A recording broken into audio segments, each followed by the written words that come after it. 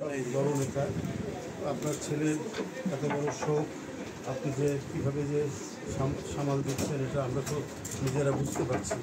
আল্লাহ তার বেহেশত নসিব করুক, এটা দোয়া করা ছাড়া আর কী করতে পারি আমরা। এত বড় অবদান সে রেখেছে দেশের জন্য, গণতন্ত্র ফিরিয়ে আনার জন্য, এবং তাদের এই অবদানের জন্য আজকে আমরা একটু বাতাস নিঃশ্বাস নিতে পারছি।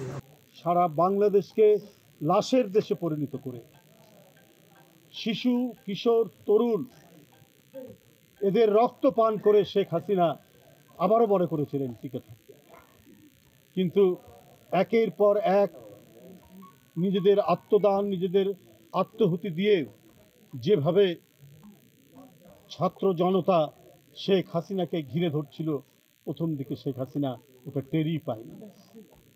শেষ দিন পর্যন্ত সে চেষ্টা করেছে দরকার হলে 1-2 লক্ষ লোককে হত্যা করে হলেও তাকে টিকে থাকতে হবে, কিন্তু সেটি আর তার পক্ষে সম্ভব হয়নি। সকল বাধা অতিক্রম করে বাচ্চা ছেলেরা যখন নিজের জীবন দিচ্ছে একের পর এক, আর সেই নিজের জীবন দেওয়া সেই লাশ তার সহকর্মীর দেখে আরেকজন শিশু কিশোর এগিয়ে গেছে নিজের জীবন দেওয়ার জন্য। এই আত্মোৎসর্গ, এই মহিমামণ্ডিত নিজের আত্মদান এই বাংলাদেশে এক উজ্জ্বল অধ্যায় তৈরি করেছে। আর এই উজ্জ্বল অধ্যায়ে শেখ হাসিনাকে অবশেষে পালাতে হয়েছে। বন্ধুরা আমার, তার মধ্যে একটি জীবন এই সিলেটের সাংবাদিক তোরাবাড়ি।